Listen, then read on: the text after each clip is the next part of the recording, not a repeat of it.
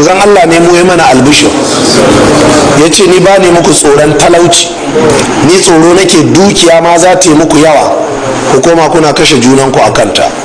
Mu da muke da annabin da ya faɗa haka, kai ne kuma za ka ji tsoron talauci ɗan uwa saboda abin duniya har ka siyar da addininka? Saboda haka ahlus sunna ku tsaya akan gaskiya, kar ka yadda ka taso kana ɗan ƙarami su janye ka a ce an ganka kai na tsatse ne, kai mai hankali ne. Don haka manyan malaman gari sun sa sunanka za a tafi umara da kai, Allah ka kaɗe, in ka da ba ka sake iya da'awa. Kar ka sake su maka haka, kar ka sake a kawo maka wani ɗan matin bulin rago yana kashi a ce maka gashi nan mai girma ciyaman ya tuna da kai. Ƙarya ne, da'awar ka za a cinye a wannan ragon. Kar ka sake matarka ta haihu a zuwa kawo maka ainihin buhun masara, mayaudara ne. Ka zauna da talauci, talauci baya kisa. Ka ji malamin da ya rubuta wannan littafin saboda talauci bai taba hajji ba, bai taba umara ba,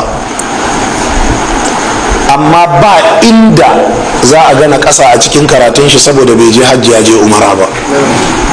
Ya rike gaskiya gam, gashi bayan shekaru 800 da rubuta littafin shi ko fiye da haka jama'a, ga littafin nan ingantaccen littafi, ya zama sharhi akan Bukhari da Muslim, ya zama sharhi akan Abu Dauda da Nasa'i, ya zama sharhi akan Tirmidhi da Ibn Majah, tare da talaucin da yake fama da shi.